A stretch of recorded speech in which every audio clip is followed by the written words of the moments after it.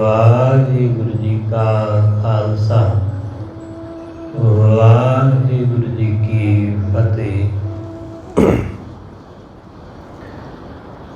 परम सन्मानयोग सतगुरां दे हजूर जुड़ बैठे रब रूप गुरमुख सत्संगी जन, सतगुरु जी की बख्शिश महरामत का सदका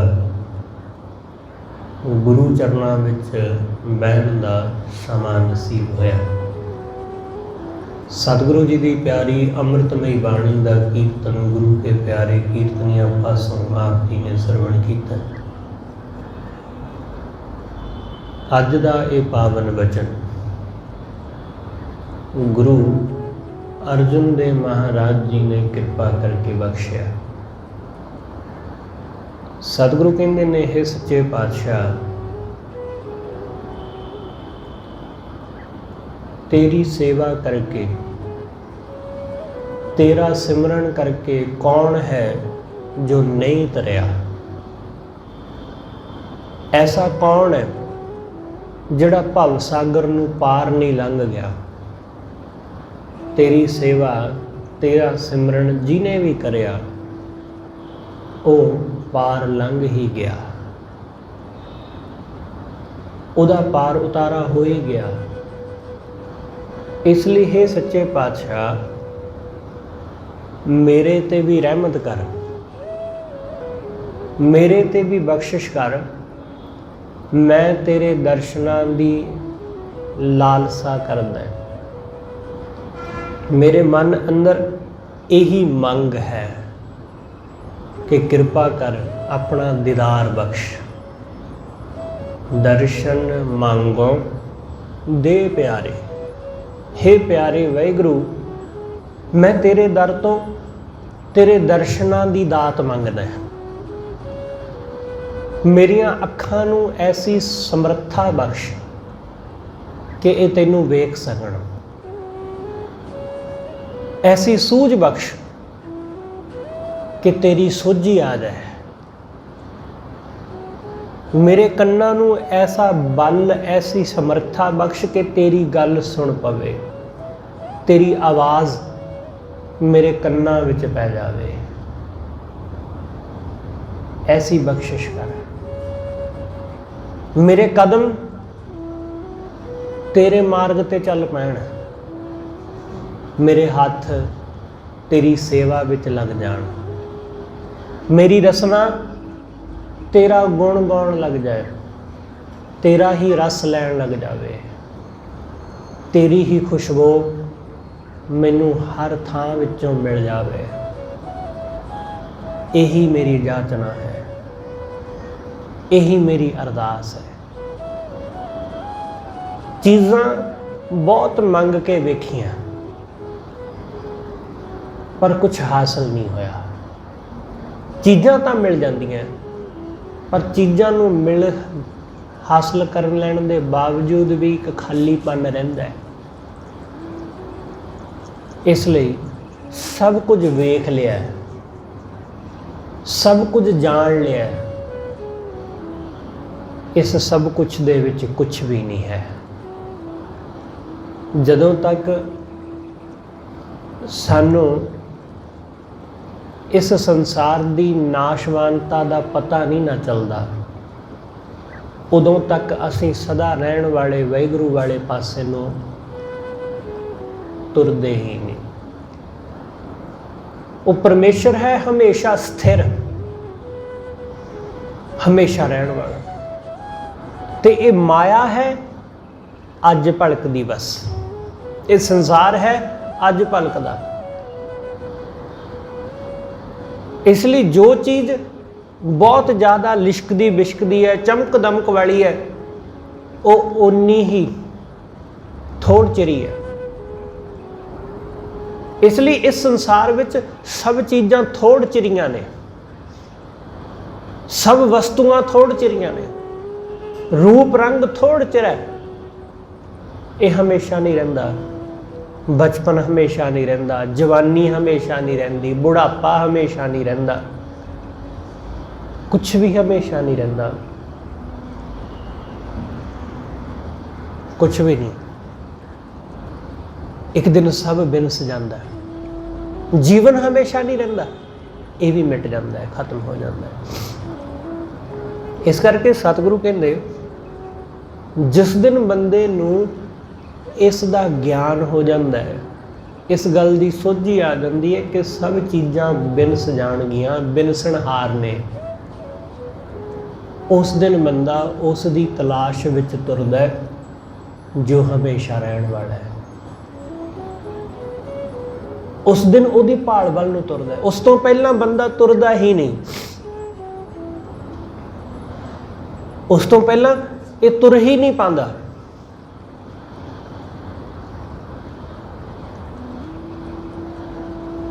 मौत तो लोग डरदे ने, पर जिहड़े मौत नूं जाण लैंदे ने वो अमृत दी तलाश विच तुर पैंदे ने।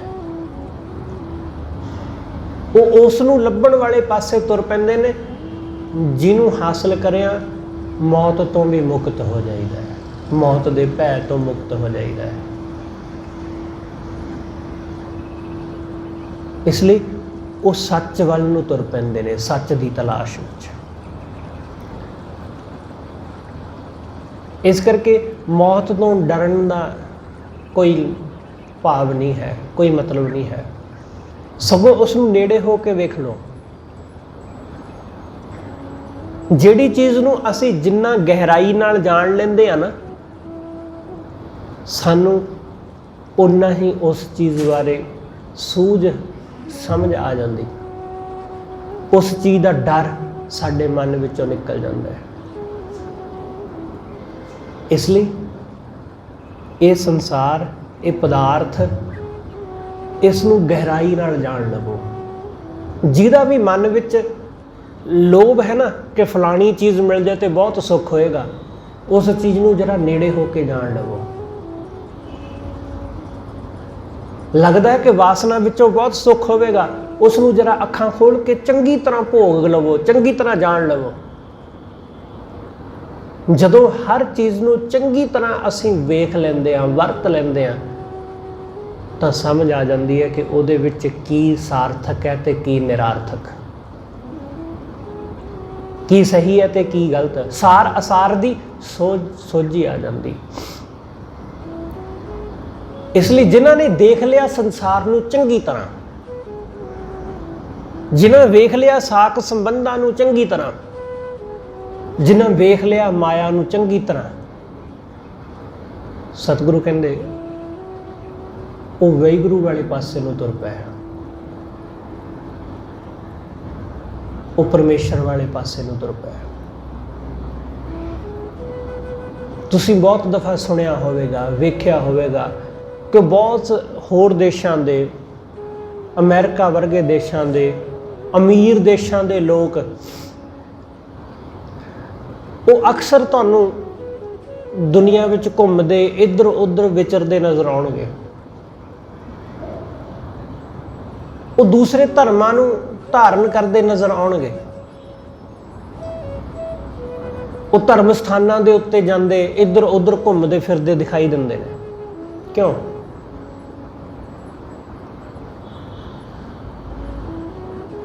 किस खातर है? उहदा भाव उन्हां दा इह है क्योंकि पैसा तो उन्हां कोल है, वधिया सुखमई आनंदमई जिंदगी वो अपने देश विच जी रहे सन, कोई जरूरत नहीं सी किसी चीज़ की, पर उहदे विच संतुष्टि नहीं सी। पैसा सी, चीज़ां सी, सुख सहूलतां सी, सब कुछ सी कोल, पर वो छड्ड छड़ा के तुर पै दुनिया घूमना। बहुत सारे लोग वो होर धर्मां नूं धारण करन लग पे, तो बहुतियां ने कर भी लिया। बहुत सारे गोरियां ने धर्म धारण कर लिया, कोई सिख बन गया, कईयां ने हिंदू धर्म अडॉप्ट कर लिया, किसी ने कोई। क्यों? क्योंकि पैसे विचों उन्हां नूं वो सुख नहीं लभा। सुख सहूलतां ने, सारियां चीज़ां ने मन नूं उचाट कर दिता कि ये तो भोग के वेख लियां, इहदे विच कुछ नहीं है। ਇਹਦੇ ਵਿੱਚ ਕੋਈ ਰਸ ਨਹੀਂ ਹੈ। ਇਸ ਲਈ ਸਭ ਕੁਝ ਵੇਖ ਕੇ, ਸਭ ਕੁਝ ਹਾਸਲ ਕਰਕੇ ਬੰਦਾ ਇੱਕ ਦਿਨ ਨਿਰਾਸ਼ ਹੀ ਹੁੰਦਾ ਹੈ।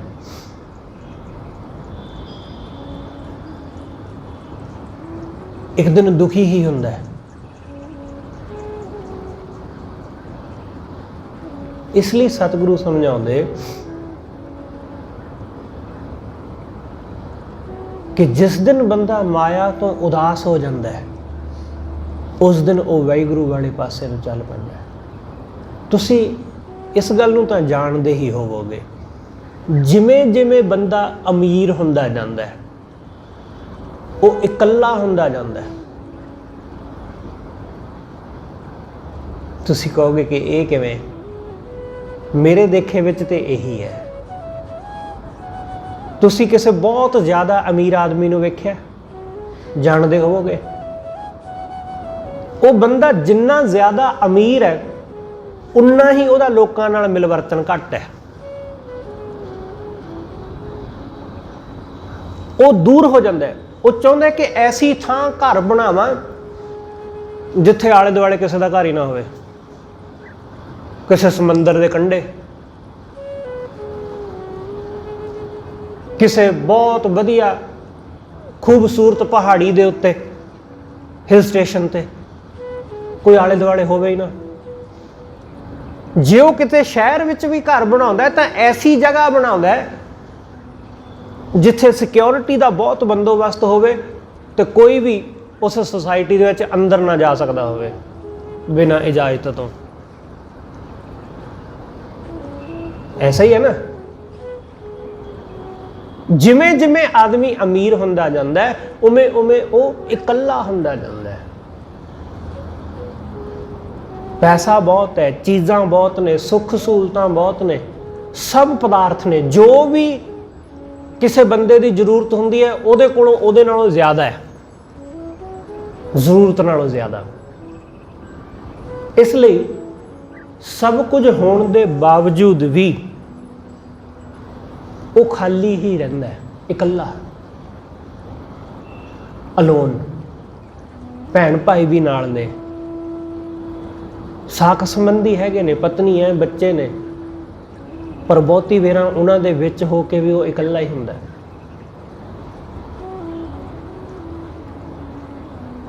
ਇਸ ਲਈ ਐਸੇ ਆਦਮੀ ਨੂੰ, ਜਿਹਨੇ ਇਸ ਤਰ੍ਹਾਂ ਮਾਇਆ ਨੂੰ ਬਹੁਤ ਨੇੜੇ ਹੋ ਕੇ ਵੇਖ ਲਿਆ, ਉਹ ਧਰਮ ਵਾਲੇ ਪਾਸੇ ਨੂੰ ਆਕਰਸ਼ਿਤ ਹੋ ਸਕਦਾ ਹੈ। ਉਹ ਧਰਮ ਵਾਲੇ ਪਾਸੇ ਨੂੰ ਬਹੁਤ ਜਲਦੀ ਜਾ ਸਕਦਾ ਹੈ। ਸਾਡੇ ਦੇਸ਼ ਵਿੱਚ ਐਸੇ ਬਹੁਤ ਸਾਰੇ ਲੋਕ ਹੋਏ ਨੇ ਜਿਹੜੇ ਬਹੁਤ ਅਮੀਰ ਸਨ, ਪਰ ਇੱਕ ਪਲ ਵਿੱਚ ਸਭ ਕੁਝ ਛੱਡ ਕੇ ਪਾਸੇ ਹੋ ਗਏ। ਮਹਾਤਮਾ ਬੁੱਧ, ਮਹਾਵੀਰ, ਐਸੇ ਬਹੁਤ ਹੋਏ ਨੇ ਕਿ ਰਾਜੇ ਦੇ ਪੁੱਤਰ ਸਨ, ਸਭ ਕਾਸੇ ਦੇ ਮਾਲਕ ਸਨ, ਅਗਲਾ ਰਾਜਾ ਬਣਨਾ ਸੀ,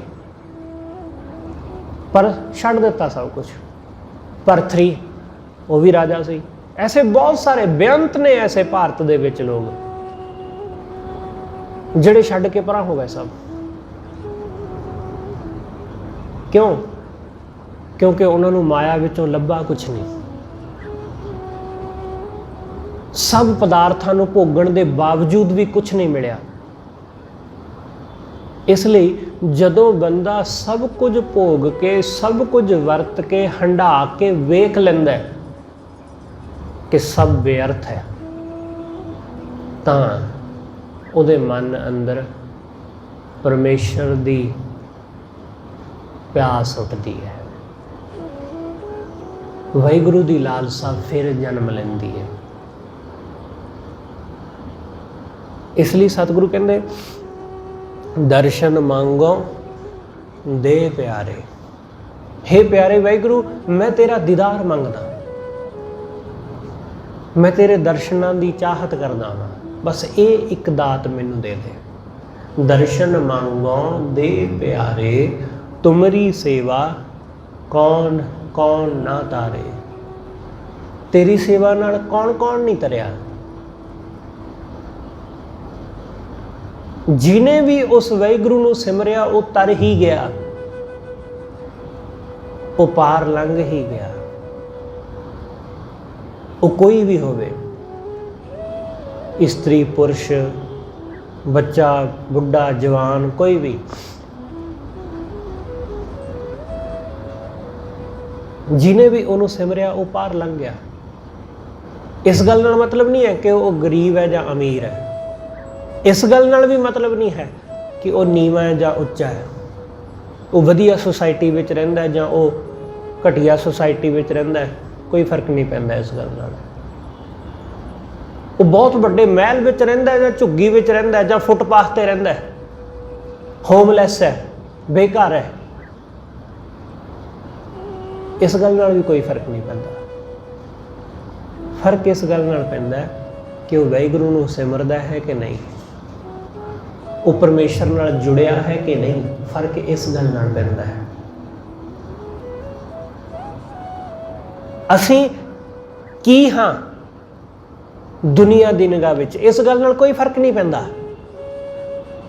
असीं कोई बड़े अफसर हाँ, असीं कोई बहुत अमीर आदमी हाँ, सानूं बहुत लोग सत्कार दिंदे ने, माण दिंदे ने, कोई फर्क नहीं पैंदा इस गल नाल।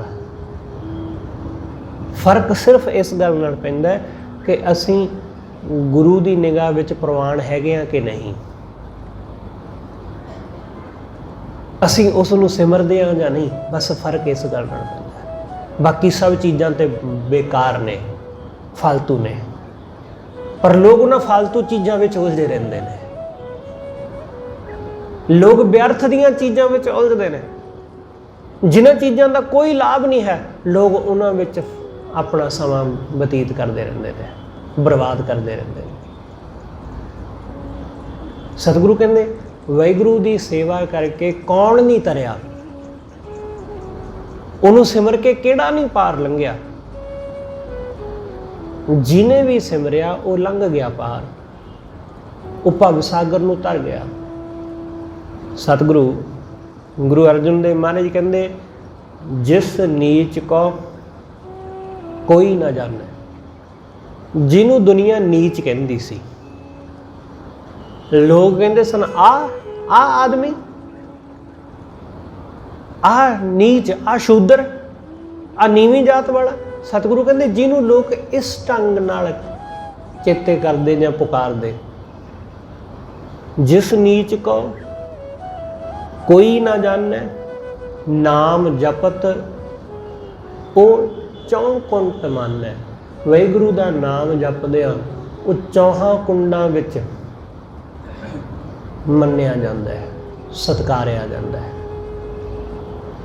जिन्हों कोई नहीं सी पुछदा, जिहदी कोई इज्जत नहीं सी करदा, गरीब आदमी दी, नीवी जात वाले दी कौन इज्जत करदा है साडे समाज विच। किन्ना क आदर मिलता है उसनूं, कुछ नहीं।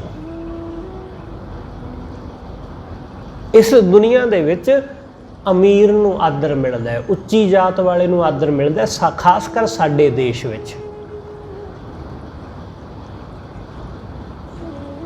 इस साडे भारत विच जिहदी जात उच्ची है, जिहदे कोल 4 पैसे ने, दुनिया उस नूं सत्कार दिंदी है। दूसरे नूं कौन पुछदा है? दूसरा आदमी बेशक जिन्ना मर्जी गुणी होवे, की फर्क पैंदा इस गल नाल?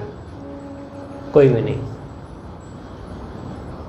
पर सतगुरु कहंदे ने, सतगुरु कहंदे जिहड़ा उस वाहिगुरू नूं सिमरदा है, दुनिया की निगाह विच भावें वो नीच है, नीवी जात नाल संबंध रखता है, दलित है, पर वो वाहिगुरू की निगाह विच प्रवान हो जाता है। सतगुरु जी ने बाणी अंदर कुछ कु भगतां दा जिक्र किया है, जिन्हां दी बाणी गुरु ग्रंथ साहिब विच दर्ज है। सतगुरु कहंदे लोग इन्हां नूं नीच कहंदे सन, फिटकारदे सन, इन्हां दे नेड़े भी ढुकना पसंद नहीं सी करदे, पर वाहिगुरू दे नाल जुड़ के ये लोग इन्ने उच्चे हो गए कि लोग इन्हां दे चरनां नूं छूहना भी अपने आप वास्ते बहुत महत्व वड्डी गल समझदे सन। कि इन्हां दा दर्शन हो जावे यही बहुत वड्डी गल सी उन्हां वास्ते, जिन्हां नूं लोग नीच कहंदे सन। सतगुरु कहंदे गोबिंद गोबिंद गोबिंद संग, नाम दिओ मन लीना।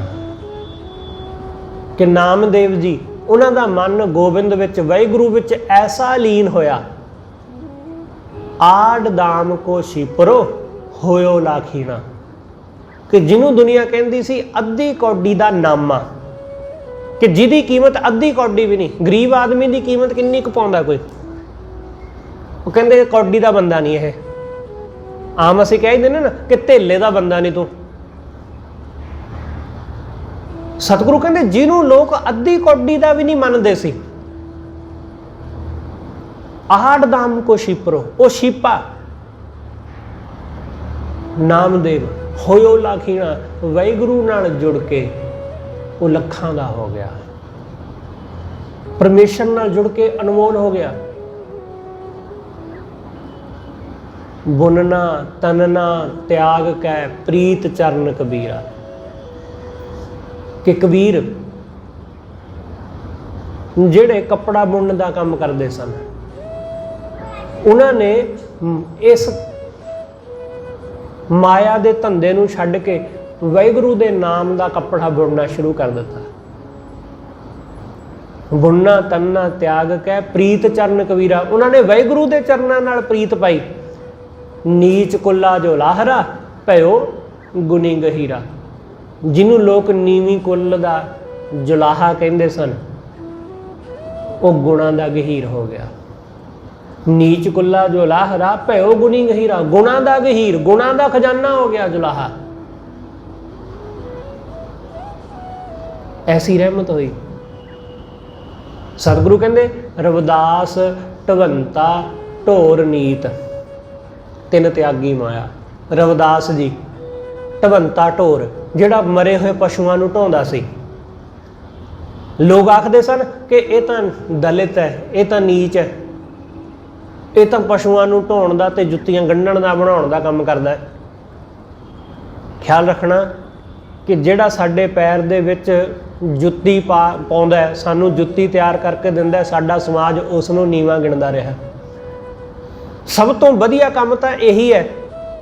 असीं नंगे पैरी किधरे जा नहीं सकते, पर साडे पैर विच जिस बंदे ने बना के जुत्ती पाई, असीं उस नूं हमेशा ही नीच कहा, जबकि उस बंदे नूं उच्चा कहना चाहिदा सी। पर साडा समाज ऐसा ही है। सतगुरु कहंदे रविदास ढवंता ढोर नीत तिन त्यागी माया, उन्होंने माया त्याग दी। प्रगट होआ साध संग हर दर्शन पाया, कि वो संगत दे गुरु दे संग विच प्रगट होए ते परमात्मा पा लिया उन्होंने। सैन आई बुतकारिया, वो घर घर सुनिया भगत सैन, वो घरां दे निक्के मोटे काम करने वाले नाई सन, लोगों के घरां दे काम करते सन। सैन नाई बुतकारिया, वो घर घर सुनिया हिरदे बसिया पार ब्रह्म भगतां मैं गनिया, वो भगतां दे विच गिने गए, उन्होंने भगतां विच गिणिया जाण लगा। यह विध सुन के जाट रो उठ भगती लगा। सतगुरु कहते इन्हां दियां कहानियां सुन के धन्ना जट वो भी परमात्मा की भगती वाले पासे लग गया। ये विध सुन के जाट रो उठ भगती लागा, मिले प्रतख गुसाइयां धन्ना वडभागा। सतगुरु कहते भगत धन्ना जी वडभागे हो गया। इसलिए सतगुरु कहते जिन्हों कोई नहीं सी जानदा, उसनूं सारी दुनिया जानन लग पई। सतगुरु कहते नीच जात हर जपतियां उत्तम पदवी पाए, कि बेशक नीवें सी पर वाहिगुरू नूं जप के उत्तम पदवी प्राप्त कर ली, उत्तम पद हो गया, सब तो श्रेष्ठ सब तो उत्तम पद हासिल कर लिया। तुसीं कदे सिੱਖੀ नूं गुरु नानक दे धर्म नूं ध्यान नाल स्टडी करना, बहुत कुछ ऐसा लभेगा। गुरु नानक साहब महाराज का धर्म ऐसा क्रांतिकारी धर्म सी कि जिन्हां नूं नीच गिणिया जांदा सी, वो गुरु नानक साहब दे सेवक हो गए। ते सेवक भी ऐसे होए कि उन्हां नूं गुरु घर दे विच बहुत उच्चा स्थान हासिल होया। बाबा बंदा सिंह बहादुर दे समय बाबा बंदा सिंह बहादुर दी फौज दे विच सब तो वध जे भर्ती सी तां ओह नीवीं जात नाल संबंधित लोकां दी सी। ਜਿਹੜਾ ਵੀ ਬਾਬਾ ਬੰਦਾ ਸਿੰਘ ਬਹਾਦਰ ਦੀ ਫੌਜ ਵਿੱਚ ਭਰਤੀ ਹੁੰਦਾ, ਅੰਮ੍ਰਿਤ ਛਕ ਕੇ ਤਿਆਰ ਬਰ ਤਿਆਰ ਸਿੰਘ ਸਜਦਾ, ਉਹ ਜਦੋਂ ਆਪਣੇ ਘਰ ਨੂੰ ਵਾਪਸ ਪਰਤਦਾ ਨਾ ਤਾਂ ਉਹ ਆਪਣੇ ਇਲਾਕੇ ਦੀ ਚੌਧਰ, ਆਪਣੇ ਇਲਾਕੇ ਦਾ ਰਾਜ ਲੈ ਕੇ ਮੁੜਦਾ ਸੀ। ਆਪਣੇ ਇਲਾਕੇ ਦਾ ਉਹ ਰਾਜਾ ਬਣ ਕੇ ਵਾਪਸ ਪਰਤਦਾ ਸੀ। ਜਿਹਨੂੰ ਕੋਈ ਨਹੀਂ ਸੀ ਜਾਣਦਾ, ਉਹ ਗੁਰੂ ਨਾਲ ਜੁੜ ਕੇ ਰਾਜਾ ਬਣ ਜਾਂਦਾ ਹੈ। ਗੁਰੂ अर्जुन देव महाराज कहते जिस नीच को कोई ना जाने नाम जपत वो चौं कुंट माने, वो चौहां कुंडां विच जाणिया जाण लग गया जिहड़ा उहदे नाम नाल जुड़िया। सतगुरु समझाउंदे ने, सतगुरु कहंदे जो किरपा गोबिंद पई, जदों गोबिंद दी वाहिगुरू दी किरपा हुई तां असीं उच्चे हो गए। सतगुरु कहते आड़ दाम को फिरत ढूंढते, अद्धी अद्धी कौडी नूं असीं लभदे फिरदे सी। उन्हें रहमत करके ऐसा धन बख्शिया कि सानू अमीर कर दिता, गुणा दे अमीर, गुणा दे गहीर, उन्हें ऐसी कृपा की। इसलिए सतगुरु समझाउंदे ये सब ओदी रहमत है। इस करके हे वाहिगुरू मैं तेरे चरनां दे विच यही मंग करदा, यही तेरे चरनां विच बेनती करदा कि दर्शन मांगो दे प्यारे। मैं तेरे दर्शन मंगदा, मैं तेरा दीदार मंगदा, कृपा करके मैनू अपना दीदार बख्श। तुमरी सेवा कौन कौन ना तारे, तेरी सेवा नाल कौन कौन नहीं तरिया, किहदा किहदा नहीं बेड़ा पार होया। सतगुरु कहते ना कि हर सिमरत भय सिद्ध जति दाते, हर सिमरत नीच चौं कुंट जाते, चौहां कुंडां विच जाने जान लग जाते हैं। इसलिए तुमरी सेवा कौन कौन ना तारे, तेरी सेवा नाल केड़ा केड़ा नहीं तरिया। रहाओ जाके निकट ना आवे कोई, सतगुरु कहते जिहदे नेड़े आउणा भी कोई पसंद नहीं करता कि जी नीच आदमी है, ये गरीब आदमी है, इहदे कपड़ियां तो मुश्क आउंदा है, इहदे कोल बैठांगा मैं ना। सतगुरु कहते जाके निकट ना आवे कोई, जिहदे नेड़े कोई भी आउणा पसंद नहीं करता। सगल सृष्ट वो आके चरण मल धोई। सतगुरु कहते सारे लोग, सारी सृष्टि उहदे चरण धोण वास्ते आ जाती है।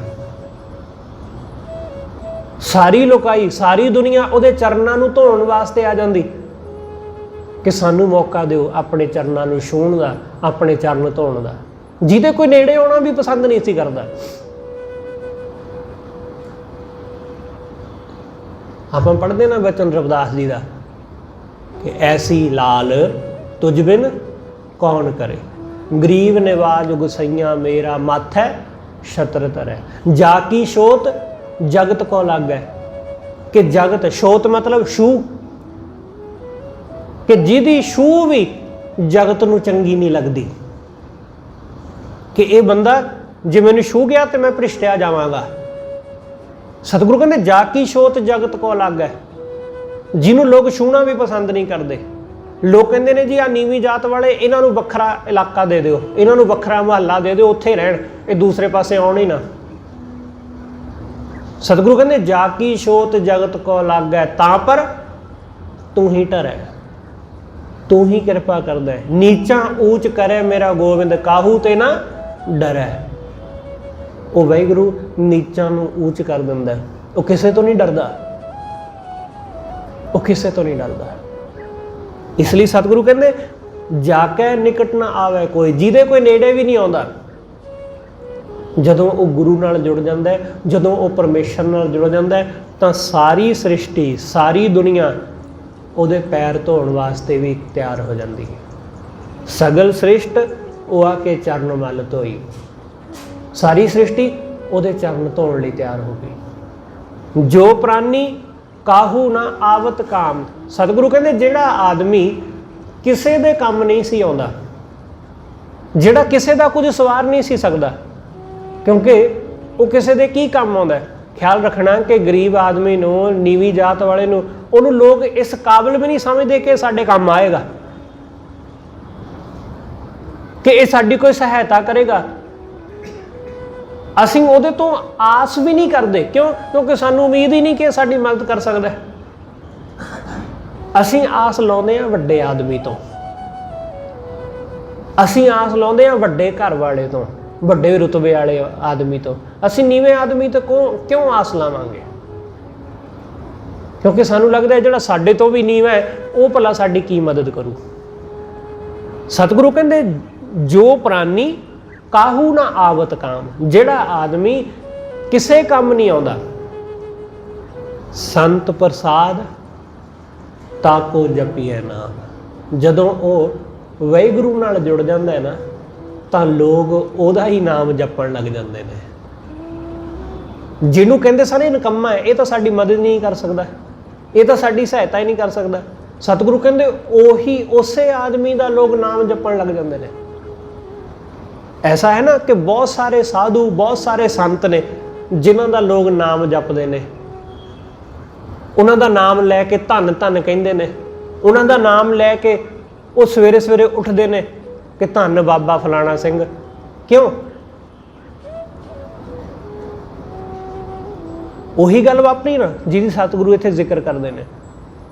ਸਤਿਗੁਰੂ ਕਹਿੰਦੇ ਜਿਹੜਾ ਬੰਦਾ ਕਿਸੇ ਦੇ ਕੰਮ ਨਹੀਂ ਸੀ ਆ ਪਾ ਰਿਹਾ, ਜਦੋਂ ਉਹ ਵਾਹਿਗੁਰੂ ਨੂੰ ਸਿਮਰਨ ਲੱਗਿਆ, ਪਰਮੇਸ਼ਰ ਵਿੱਚ ਲੀਨ ਹੋ ਗਿਆ, ਤਾਂ ਉਸੇ ਦਾ ਨਾਮ ਲੋਕ ਲੈਣ ਲੱਗ ਪੈਂਦੇ ਨੇ। ਲੋਕ ਉਸੇ ਨੂੰ ਚੇਤੇ ਕਰਨ ਲੱਗ ਜਾਂਦੇ ਨੇ, ਉਸੇ ਨੂੰ ਕਿ ਬੇਨਤੀਆਂ ਕਰਦੇ ਨੇ, ਉਹਨੂੰ ਪ੍ਰਮਾਤਮਾ ਦੀ ਤਰ੍ਹਾਂ ਪੂਜਣ ਲੱਗ ਜਾਂਦੇ ਨੇ ਲੋਕ। ਇਸ ਲਈ ਸਤਿਗੁਰੂ ਕਹਿੰਦੇ ਇਹ ਸਿਰਫ ਉਦੋਂ ਹੁੰਦਾ ਜਦੋਂ ਬੰਦਾ ਵਾਹਿਗੁਰੂ ਨਾਲ ਜੁੜ ਜਾਂਦਾ ਹੈ। ਸਾਧ ਸੰਗ ਮਨ ਸੋਵਤ ਜਾਗੇ, ਗੁਰੂ ਦੇ ਸੰਗ ਸੁੱਤਾ ਹੋਇਆ ਮਨ ਜਾਗ ਪੈਂਦਾ ਹੈ।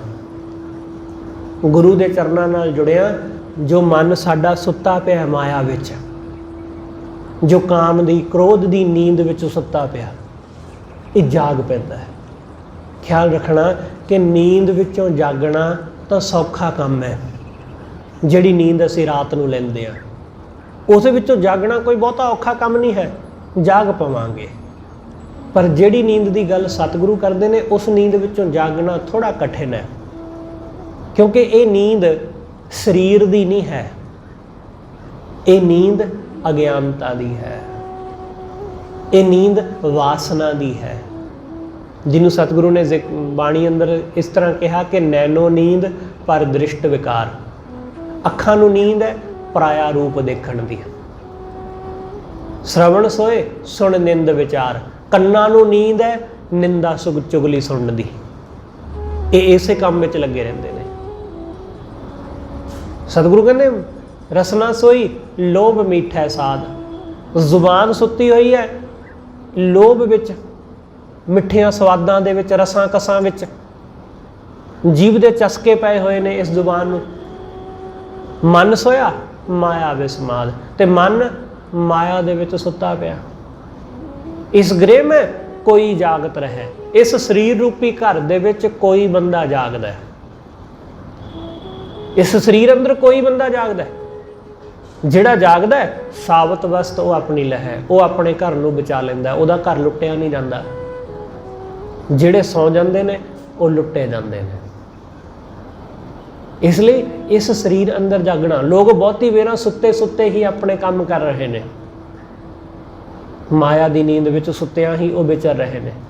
ਪੂਜਾ ਪਾਠ ਜਪ ਤਪ ਕੰਮ ਧੰਦੇ ਸਭ ਨੀਂਦ ਵਿੱਚ ਹੀ ਕਰ ਰਹੇ ਨੇ। ਜਿਵੇਂ ਰਾਤ ਨੂੰ ਨੀਂਦ ਵਿੱਚ ਸੁਪਨੇ ਵਿੱਚ ਅਸੀਂ ਬਹੁਤ ਕੁਝ ਕਰ ਲੈਂਦੇ ਹਾਂ, ਸੁਪਨੇ ਵਿੱਚ ਬਹੁਤ ਕੁਝ ਹੋ ਗਿਆ, ਪਰ ਜਦੋਂ ਉੱਠੇ ਤਾਂ ਕੁਝ ਵੀ ਨਹੀਂ, ਉੱਥੇ ਬਿਸਤਰ ਤੇ ਪਏ ਆਪਣੇ।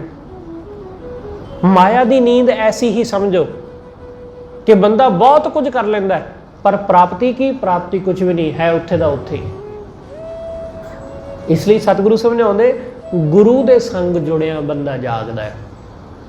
ਗੁਰੂ ਸਾਨੂੰ ਮਾਇਆ ਦੀ ਨੀਂਦ ਵਿੱਚੋਂ ਜਗਾਉਂਦਾ ਹੈ।